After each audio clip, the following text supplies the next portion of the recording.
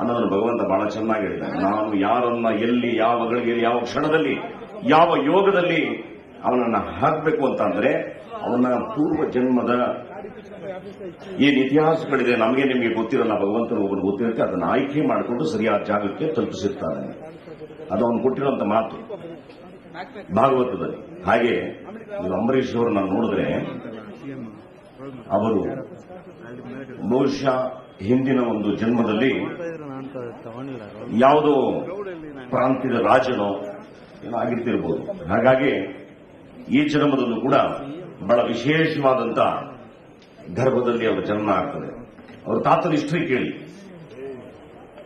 7 ತಂತಿ ಮೀಟುವಂತ, ಅದು ಏನು ಒಕ್ಕಲಿಗರ ಸಂಪ್ರದಾಯದಲ್ಲಿ ಸಂಗೀತ ಎಲ್ಲ ಇಲ್ಲ, ಬಹಳ ವಿರಳಾತಿ ವಿರಳ. ಅದರಲ್ಲಿ ಏನಕ್ಕೆ ಪಿಟೀಲ್ ಚೌಡಯ್ಯನವರು ಆಸ್ಥಾನದಲ್ಲಿ ಪಿಟೀಲ್ನ ನುಡಿಸುವಂತ ಬಹಳ ದೊಡ್ಡ ವಿದ್ವಾಂಸರಾಗಿರ್ಬೇಕು ಅಂದ್ರೆ ನೋಡಿ, ಅವರ ಮೊಮ್ಮಗನಾಗಿ ಅಂಬರೀಷ್ ಹುಟ್ಟಬೇಕು ಅಂದ್ರೆ ಯಾಕೆ ಪಿಟೀಲ್ ಚೌಡಯ್ಯನವರ ತರ ಅವರ ಮಕ್ಕಳಾಗಲಿಲ್ಲ, ಯಾಕೆ ಅವರ ಮೊಮ್ಮಗನಾದ? ಇದೆಲ್ಲ ತುಂಬಾ ದೊಡ್ಡ ಸಂಬಂಧಗಳು ಆಧ್ಯಾತ್ಮಿಕ ಜೀವನದಲ್ಲಿ ಯೋಚನೆ ಮಾಡಿದ್ರೆ ತುಂಬಾ ದೊಡ್ಡ ಸಂಬಂಧಗಳು ಏನೋ ಇತ್ತು. ಅವರು ಆ ಒಂದು ಯೋಗಗಳನ್ನು ಪಡೆದು ಆ ಸರಿಯಾದ ಜಾಗಕ್ಕೆ ಬಂದು ಇವತ್ತು ಇಲ್ಲಿಂದ ನಿರ್ಗಮಿಸಿದ್ದಾರೆ. ಆದರೆ ನಾವು ಯೋಚನೆ ಮಾಡಿದಾಗ ಮುನಿಯವರು ಬಹಳ ಚೆನ್ನಾಗಿ ಹೇಳೋದು, ಯಾರ್ಯಾರಿಗೆ ಯಾವ್ಯಾವ ಸ್ಥಾನ ಯಾವ್ಯಾವ ರಾಜ್ಯಗಳಲ್ಲಿ ಸಿಕ್ಕಿದೆ ಅಂತ. ಇನ್ನೂ ವಿಶೇಷವಾಗಿ ಹೇಳಬೇಕು ಅಂದ್ರೆ ತುಂಬಾ ಅವರು ಹೇಳಿದ ಮಾತು ಬಹಳ ಅದ್ಭುತವಾದ ಮಾತು.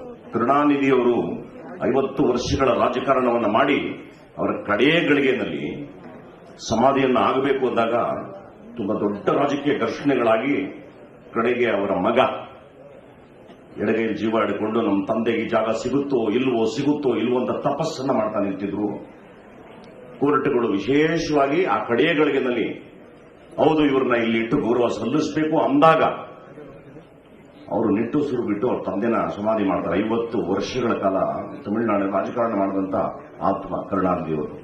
ಆದರೆ ಇಲ್ಲಿ ಅಂಬರೀಷ್ ಅವರನ್ನ ನೀವು ನೋಡಿ ಗಮನಿಸಿ, ಜಯಚಾಮರಾಜೇಂದ್ರ ಒಡೆಯರು ಅವರು ಕಾಲ್ವಾದಂತಹ ಸಮಯದಲ್ಲಿ ಗಂಧದಲ್ಲಿ ಒಬ್ಬ ರಾಜನನ್ನ ಸುಟ್ಟು ನಿರ್ಗಮಿಸಿ ಕಳಿಸಬೇಕು ಅನ್ನುವಂತ ಒಂದಾಯಿತು. ಯಾಕೆ ಅಂದ್ರೆ ಅವರು ರಾಜರಾಗಿದ್ರು, ಗವರ್ನರ್ ಆಗಿದ್ರು, ಅವರಿಗೆ ಒಂದು ಆಸ್ಥಾನ ಸಿಗಬೇಕು ಅಂತ. ಬಿಟ್ರೆ ನಾನು ಮೊನ್ನೆ ಬಹಳ ತೀಕ್ಷ್ಣವಾಗಿ ಗಮನಿಸಿದೆ, 500 ಕೆಜಿ ಗಂಧದಲ್ಲಿ ನಮ್ಮ ಅಂಬರೀಷ್ ಅವರನ್ನ ಕಳಿಸ್ಕೊಡಂತ ಒಂದು ಸೌಭಾಗ್ಯ ಒಬ್ಬ ರಾಜ ಯಾವ ರಾಜನಿಗೂ ಸಿಗದೆ ಇರುವಂತ ಒಂದು ಯೋಗ ಅವರಿಗೆ ಸಿಕ್ಕಿದೆ ಅಂದ್ರೆ ನಿಜವಾಗ್ಲೂ ಆತ ಉಲ್ಲೇಖ ಮಾಡದಂಗೆ ಭಗವಂತ ಯಾವುದೋ ಕಾಲದ ಒಬ್ಬ ರಾಜ ಬಂದರೂ ಅವರ ಕರ್ತವ್ಯವನ್ನ ಬಹಳ ಸ್ಪಷ್ಟವಾಗಿ ಮಾಡಿ ನೀಟಾಗಿ ಮುಗಿಸ್ಬಿಟ್ಟು ಎಷ್ಟು ಚೆನ್ನಾಗಿ ನಿರ್ಗಮಿಸಲು, ಯಾವನ್ನೂ ಕೊಡ್ದಂಗೆ, ಯಾರಿಗೂ ಬೇಜಾರು ಮಾಡ್ದಂಗೆ. ಅದು ಕಡೆ ಗಳಿಗೆನಲ್ಲಿ ರಾಕ್ಲೇನ್ ವೆಂಕಟೇಶು ಮತ್ತೆ ದೊಡ್ಡಣ್ಣವ್ರ ಜೊತೆಲಿ ಇದ್ರಂತೆ, ಇನ್ನೊಂದು 2 ಅವರ್ ಇರೋ ಅಂತ ಅವ್ರ ಭಾಷೆನಲ್ಲಿ ಹೇಳಿ ಕೇಳಿ ಪಾಪ ದೊಡ್ಡಣ್ಣವರಿಲ್ಲ ನಾನು ಯಾವ್ದು ಕೆಲಸ ಇದೆ ಹೋಗ್ತೀನಿ ಅಂದಮೇಲೆ ಅವ್ರು ನಿರ್ಗಮಿಸ್ತಾರೆ. ಇದು ನಾವು ಯೋಚನೆ ಮಾಡ್ತಿದ್ದೆ, ಎಷ್ಟು ಚಂದ ಒಬ್ಬ ಭಗವಂತನ ಒಂದು ಲೀಲೆ. ಅವರು ಹೆಂಡತಿ ಆಗೋಕ್ಕೆ, ಅವನು ಮಗನಾಗೋಕೆ, ನಮಗೆಲ್ಲ ಅವ್ರ ಬಂಧು ಆಗೋದಕ್ಕೆ ಎಷ್ಟೋ ಒಂದು ಸಂಬಂಧಗಳು ಎಲ್ಲ ಇದ್ದಾಗ ಮಾತ್ರ ಅವೆಲ್ಲ ಸಾಧ್ಯತೆಗಳು ಇದೆ ಅಂತ ನನಗೊಂದು ಅನಿಸಿಕೆ. ನಾನು ಈ ವೇದಿಕೆಯಲ್ಲಿ ತುಂಬಾ ಕಡೆ ಹೇಳಿದ್ದೀನಿ, ನನ್ನಂತವನಿಗೂ ಕೂಡ ನೀನೊಬ್ಬ ನಾಯಕ ನಟನಾಗಬೇಕು ಅಂತ ಹೇಳಿ ಉಳಿದುಂಬಿಸಿದ ಒಂದು ಅದ್ಭುತವಾದ ಆತ್ಮ ನಾವು ಮರೆಯೋಕ್ಕಾಗದೇ ಇರುವಂತದ್ದು.